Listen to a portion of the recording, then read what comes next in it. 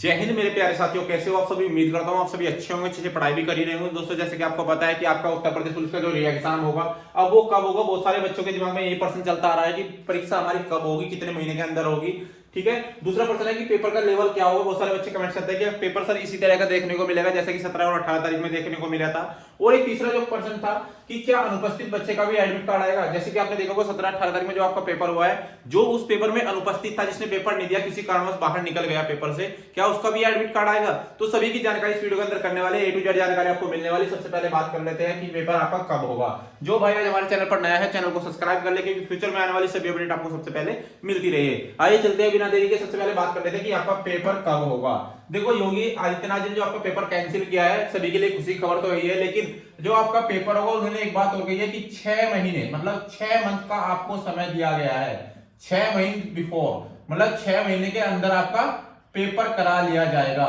6 महीने के अंदर आपका पेपर करा लिया जाएगा। पेपर कब होगा ये सोचने वाली बात है कि पेपर कितने दिन बाद हो सकता है। देखो सीधी सी बात है, कम से कम आपको बता देते जो आपका पेपर होगा कब तक हो सकता है। देखो मान के चलेगा 2 महीने तो आपको लग जाएंगे आपके जो पेपर होंगे उनको प्रिंट होने में। अब दोबारा से सभी पेपर मतलब 50 लाख पेपर एग्जाम छपेंगे, तो कम से कम मान के चलेगा कि 2 महीने का समय आपको लग जाएगा कि पेपर 2 महीने तक तो छपेंगे। 2 महीने से पहले तो आपका पेपर होना नहीं है किसी भी कीमत पर। अब 2 महीने के बाद मान के चलेगा कि कब होगा, तो जहां तक है मार्च स्टार्ट आपका हो चुका है। 2 या 4 दिन बचे हैं इस महीने के, जैसे ये चले जाएंगे मार्च स्टार्ट हो जाएगा।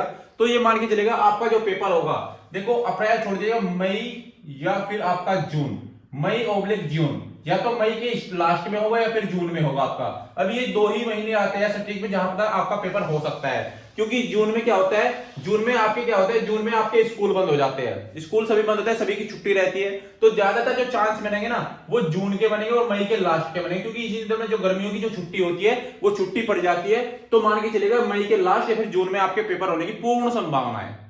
तो ये मान लीजिएगा आपका पेपर का होगा मई या जून में, आपको इतना समय मिलेगा। कम से कम मान लीजिएगा कि 2 से 3 महीने का समय अब भी आपके पास है।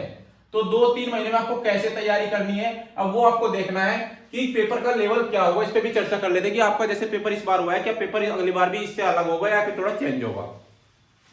सबसे पहले बात कर लेते हैं कि पेपर का लेवल क्या होगा। देखो पेपर का लेवल आपका क्या होगा। देखो जैसा पेपर आपने देखा होगा 17 और 18 तारीख को जो पेपर आया है, जो आपका पेपर 17 और 18 फरवरी को आया है, जो आपको देखने को मिला है, ये मान के चलेगा जब अगली बार आप पेपर देने जाओगे तो पेपर का लेवल 19 से 20 हो जाएगा। 19 से 20 आप समझ रहे हो ना, मतलब कि थोड़ा सा टफ हो सकता है, हल्का सा टफ होगा, लेकिन जो बिल्कुल लेवल पेपर का था बिल्कुल यही रहेगा जिस तरह के क्वेश्चंस पूछे गए थे। ज्यादातर इसी तरह के क्वेश्चंस पूछे जाएंगे, लेकिन वो है कि थोड़ा नंबर, जैसे मैथ की बात करें तो नंबर वो जो सीरीज होगी वो अलग होगी, थोड़ा रीजनिंग में भी थोड़ा अलग होगा, जीके जीएस भी अलग होगी, लेकिन जो लेवल है वो ज्यादातर, अगर इस बार 19 था तो अगली बार ज्यादा से ज्यादा 20 हो जाएगा, बस इतना हो सकता है। थोड़ा ही चेंजमेंट आपको देखने को मिल सकता है। और बहुत सारे बच्चे क्या करते हैं कि आपने एक काम करना है आपको, जैसे आप इसकी तैयारी करेंगे तो लेवल तो आपको पता चल जाएगा कि 19 से 20 हो रहा है। देखिए एक मैं आपको बता देता हूं। देखो सबसे पहली चीज है इसमें मैथ्स, क्या है मैथ्स और साथ में ही आपका क्या है, साथ में आपकी रीजनिंग। ये 2 टॉपिक्स ऐसे हैं जो आपको चेंजिंग मिलेंगी, लेकिन क्या है नंबर डिजिट, क्या है नंबर डिजिट आपको सिर्फ चेंज मिल सकती है, नंबर डिजिट।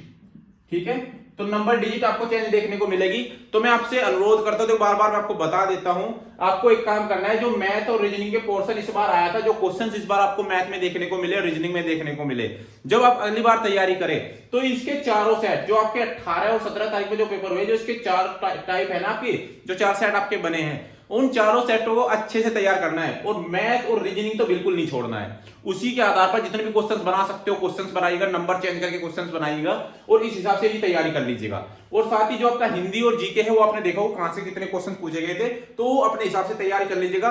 अलग से मैं आपको वीडियो बना दूं कहां से आपको तैयारी करनी है, तो इसलिए चैनल को जरूर सब्सक्राइब कर लेना। और बात ही कर लेते हैं कि क्या अनुपस्थित बच्चे का भी आपका एडमिट कार्ड आएगा।